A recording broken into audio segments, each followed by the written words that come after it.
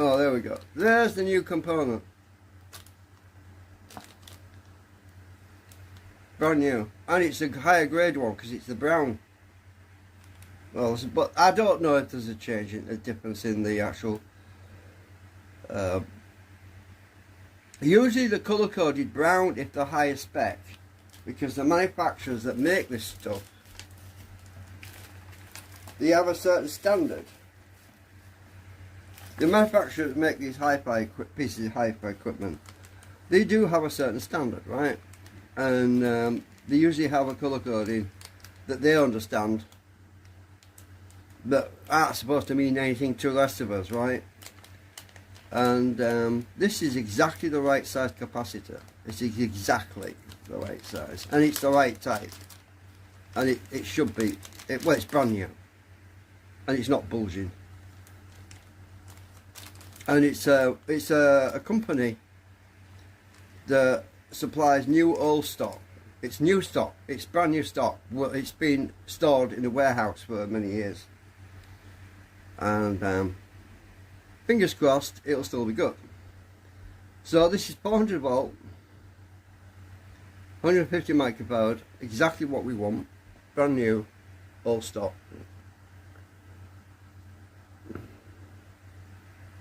I'm going to check it before I actually put it back in the board. Obviously it's a good idea to check.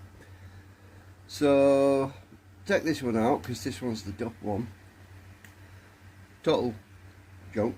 Basically, it even got a B on it, which probably means it's got a red dot on it. I never put that on there. And this older one, it probably was on the verge of, it was probably cheap, nasty, or whatever. This is the new one, and it doesn't matter how you connect it up to these digital smart meters because they work it out. They're supposed to be very good. Well, let's get this clipped on here. I'll be extremely disappointed if this one's bad too, especially since it's brand new. So I've got that on there. Brand new old stock. Yeah, old stock, even though old stock can go bad, you know. So fingers crossed. Let's see what it says.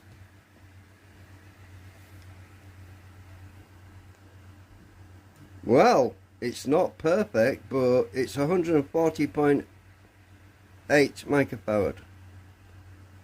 It's definitely better than the original one. Why is it so low?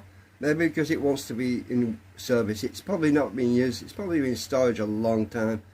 I'm not 100% happy about that.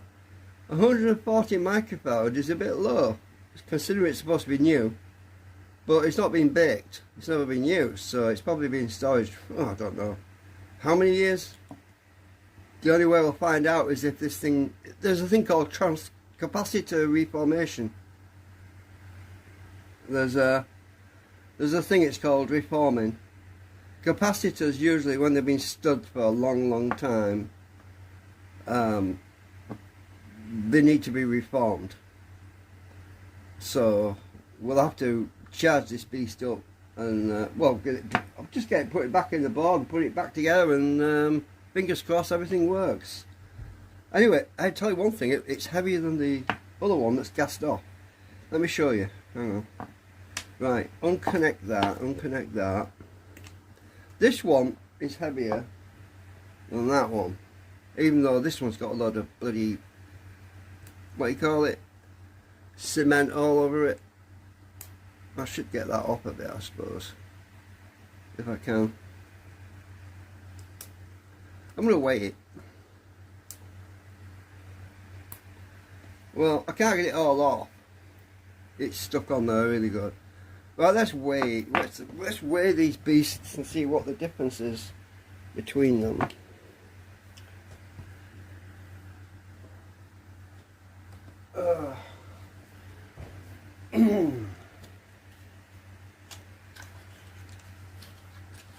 Because I know for a fact that that one is, that one's heavier. I'm sure it is. It's hard to tell. That's why I'm getting the scale out. I have to put the batteries in right way around. I reversed one battery so that it wouldn't run the battery down, you know.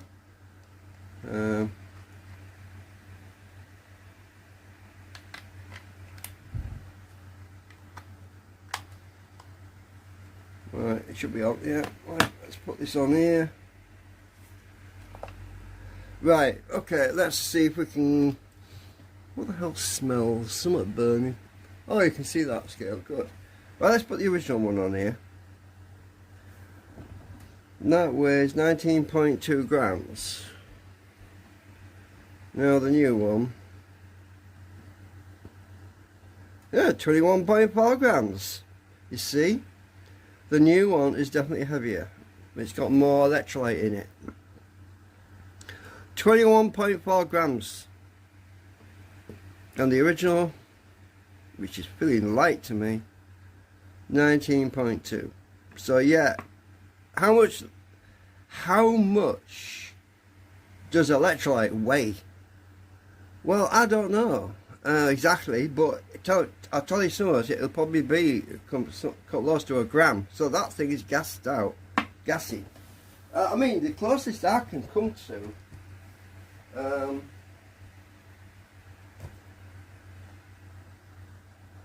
regarding the liquid, oh, let's see. Let's find something. Hang on a minute.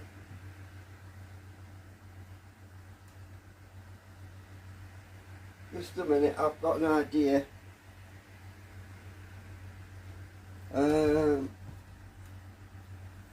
Oh, that'll work. Right, here's a Coca-Cola bottle top. Right. Right, I'll reset it, calibrate it to 0. Right, that's at 0. How full do I have to make this before it'll weigh about a gram? Look at that. 1.3 grams of water in that cap. That's water as well. So I just put a few drops of water in. That is equivalent. It's not exactly, just because electrolyte will probably weigh different density, it probably has a different weight structure than what water has, but that gives you a rough idea of how much electrolyte is probably missing out of that capacitor, right? Assuming that the actual metallic structures are exactly the same, and the amount of metal, the foil. But yeah, it's pretty close. Usually these things are, yeah. So I mean, so anyway, I showed you what I'm thinking. It's just a rough idea, really. So, well, it definitely shouldn't be that light. I'll just reset that. Alright, put that on again. 19.2 original. You want 21.3. So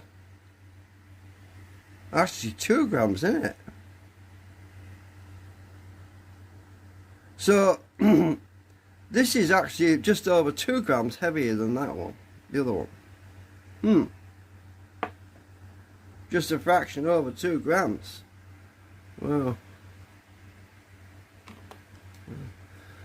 I don't like using batteries in here, but if you reverse one battery, if you just got 2 batteries, it doesn't use any power because it cancels itself out.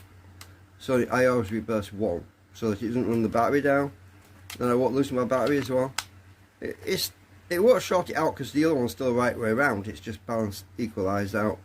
So if I press that, it won't do out because it's. And I've left this thing in storage, you know, in the box for months. And I come to use it, and my batteries are flat. So that's why I started reversing one. Because it run the power down. The standby current was such that it was running it down.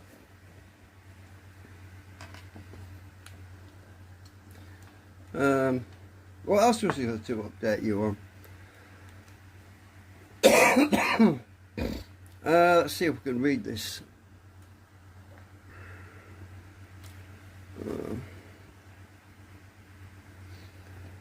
Don't know if you can read that. But anyway, so oh, something else I was gonna. Oh, my friend Scrippy, I think I mentioned about, passed away.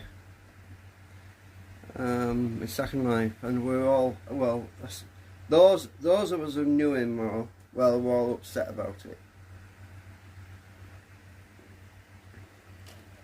And we had a job finding a second life cemetery for him. It sounds a bit stupid, I know it's not real, but but he has died in real life, and that is why we're very discombobulated and you know, just very yeah, there was a lot of guessing and is he dead, is he not dead, is he and we waited and we waited and we waited and we waited for any news at all, and we had nothing. And it's not a nice place to be when you don't know for sure, and it could be rather embarrassing considering we found the cemeteries for his gravestone in his second life, and he might be one of these people that comes back from the dead. I know we honestly hope so. You know, we really would wish he was back with us, because yeah, but we don't think so. We can't check out because I don't think he put his real name on his YouTube channel, and I was checking back on his name and nothing came back, so I don't think he used his real name, which is understandable. A lot of people don't use their real name. I don't use my real name. I mean, you've got to protect yourself, you've got to protect your identity, you've got to have identity theft and crimes against you and people stealing your bank accounts. You've got to take a lot of precautions to protect yourself these days. There was something else I was going to update you on. Oh yeah, the CPU for the computer, I'm still waiting for that. That should be probably tomorrow. Oh, I've just realised something. Right, let me zoom out. Okay, I have another delivery, something else I ordered for my computer. And you know, I was telling you about my computer, my new computer build died on me. I was trying to figure it out, trying to understand why, what was going on with it. And then I remembered something, that the hard drive that's in there has got something on in the boot sector.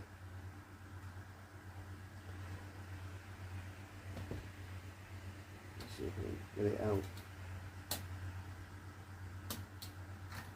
This computer was killed. And I was using this Kingston for my Zorinos 17 install. This is an old recycled, somebody bought it second hand, right, off eBay. I remembered it had a boot sector on there, and I started thinking, I wonder, could that be a boot sector virus? Could there be a freaking virus on here that killed my motherboard and my CPU? Is that why it suddenly died on me? I don't know. I just don't know, right? But I wasn't going to take any chances, because I'm waiting for another CPU, and I'm also going to get another. If I have to get another motherboard, I will do. But I decided to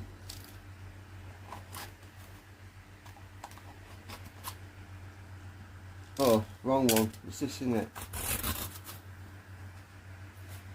Oh, what the hell? That freaking sellotape just sabotaged me.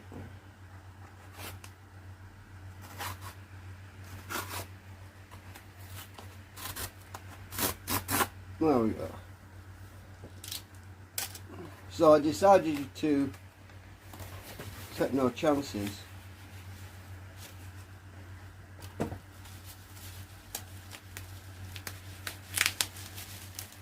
And I got my another hard drive, SSD. So if I can get that machine fixed,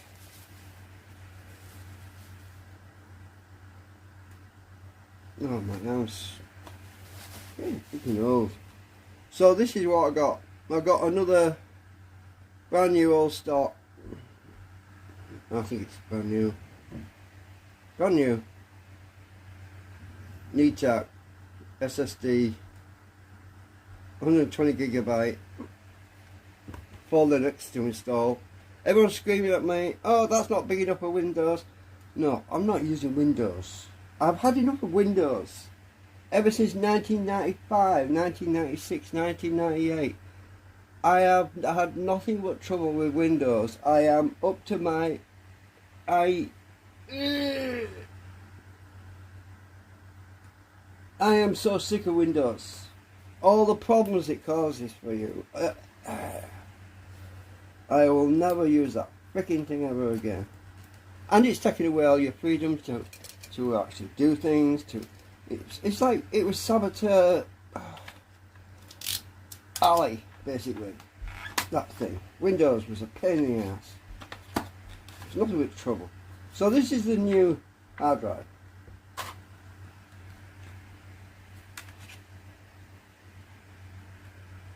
So when I get the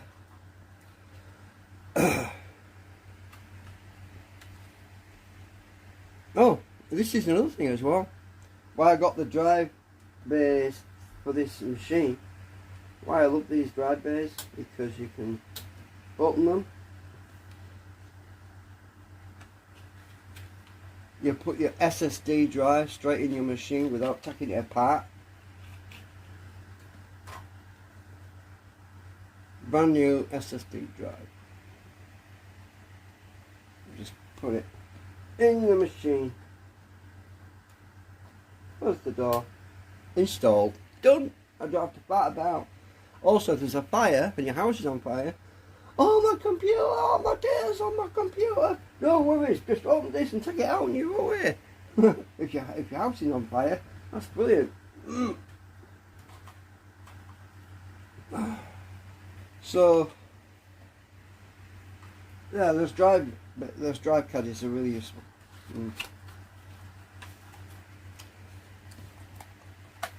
So, I'll obviously take it out and I'll put it in my other machine to check it to make sure it's all good. I'll do a scan and I can plug it in my other machine because I've got these little drive bays. I've got these other drive bays on my other machine over there, exactly the same. So that's why I wanted to clone my other operating system and bring it straight over to this one, because if the hardware's the same, the motherboard's the same, both computers have got the same hardware, and I keep getting criticised by people saying that's too old, it's too old. I know it's too old, but I've got a Windows XP system on there, and you can't put Windows XP on new hardware, new computer motherboards. You can't just move it over and say, oh, it's going to work on it. No, it won't. It was installed on that old hardware, and I use the old XP because I've got Skype. I've got not Skype, SketchUp. I've got SketchUp. I've got my 3D printing design software on there for doing my 3D printer, which is old, by the way. And it's a custom one. It's not a. It was custom built by my friend in America, right? And all the drivers and everything are all installed on that XP, right? I haven't set anything up for 3D printing on Ubuntu or Linux, right? Which is why I have to use that old XP system for when I want to do 3D printing. Now probably you'll understand now why I'm trying to clone another machine with also the capability for me to do 3D printing now. Because then I've got two machines, both got, well, one's got XP on it, which I could use to I can move the XP across to this one if I wanted to do, but I'm not going to do that yet. But because it's offline, it's not on the internet, so it's not a risk of any viruses or anything, because it's not using the internet. I've disabled the network adapter, right? So in theory, I could use one machine for doing my internet browsing and stuff while I'm doing 3D printing stuff on my other machine, right? You get it? But if the other machine ever died, right, which it could do, you never know. I mean, this one freaking died. It was supposed to be a new build. But if that ever died, then I would just move the XP drives over to this other machine, and I could carry on as normal, right? That's the idea. And everyone's telling at me, hey, you have machines too, you're building an old computer, that's no good, you won't play all the latest games. I'm not playing games. Oh, it's frustrating, you know what I mean? People can say, you can't play all the latest Windows, you can't play all the games and that. Yeah, I know. I don't play games. Well, Second Life is not technically a game. It's called Second Life because it's not called Second Game. It's called Second Life because you can do things in it like Sims. Sims. Now look at Sims, right? That's not a game, is it? It's, well, people might say it's a game, but it's not a game. It's a social interactive thing where you interact with people or virtual people. Well, Second Life is a bit like that, right? It's not a game. A game is, it's got scoreboards, you know. You had one, you got 6 points, you got 8 points. Yeah, that's a game, right? I've been walking around Second Life, God knows how long. And the only time I ever come across a scoreboard is when somebody invites me to their home and says, do you want to play Scrabble or something? I think, no, not really, I'm not into games. But people do that all the time. You're asking me, oh, do you want to play a game in Second Life? And I said, not really. But I tried it last night and it was a complete waste of time actually. I lost anyway. Well, I mean, I don't like playing games. I want to be doing something practical, something functional. So, this power supply, to all this freaking talking about nothing, and I'm bombarded with script kiddies, well, kiddies who don't know what the hell I'm really doing. Look at this, oh, that fits in perfectly, look at that. It doesn't even fall out, because it's got these little bends on the things when you push them in. It's like they kind of snack, go in the hole and bend back and hold it in place. That's how these capacitors legs work. So that's in place. It's in the right way around, because look, pull it out. Negatives at the top. Negatives at the top. Negative. Right? You always get these things right way around. You don't want to blow yourself up. And you just push it in, and now I've got to solder it. I just got to solder that in place, and we're good as new, look. Brand new. New capacitor, new old stock. So I'll be doing that later. Not doing it right now. So also I wanted to warm it up a bit with my hand, that capacitor. I want to warm it up a bit, and I want to check the values to make sure it's still good. I mean, it's brand new. It should be good, but I mean, I want to see if the value goes up on it, because it's been probably in the warehouse for God knows how many years. Anyway, I'm going to thank you for watching. I think I've covered everything as far as where I'm going right now. But it's just been so freaking slow trying to get everything done. What with everything else going wrong, and so I'm just to recap. I'm waiting for what the hell?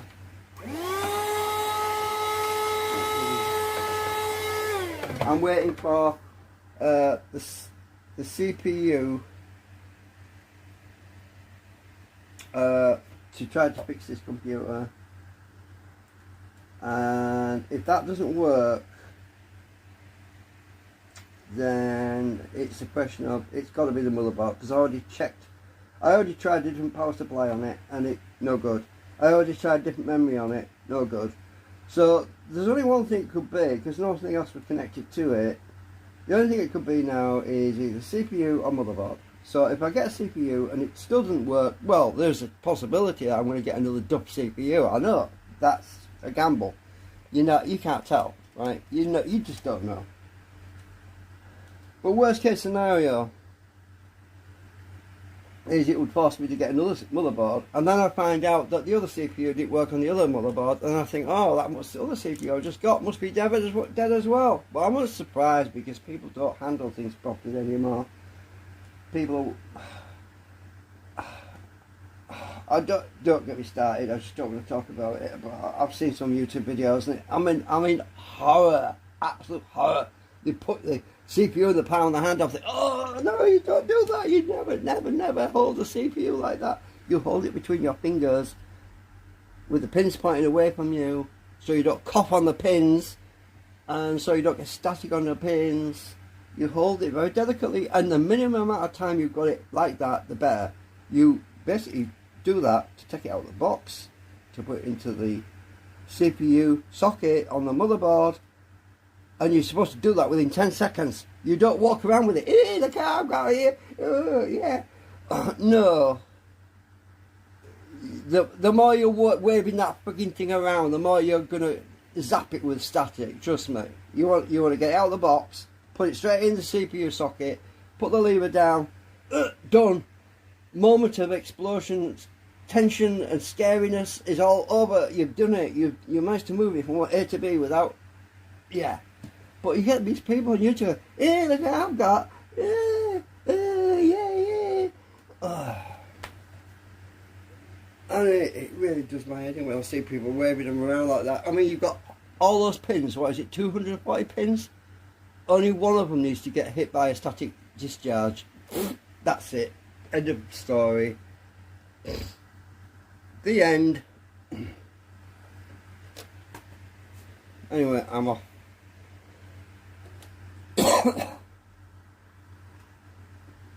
It doesn't take, when you get an ESD, electrostatic discharge with the semiconductor material, it might take a day, might take a week, might take a month, but that CPU will die because of the electrons going through the hole. The static punches a tiny hole in the semiconductor material, and the electrons start going straight down the hole, and then the hole gets bigger and bigger and bigger. Oh, you're talking about nanometers. Nanometers. Tiny hole. You're so freaking small you can't even see it. You need your electron microscope to see them freaking holes. Trust me.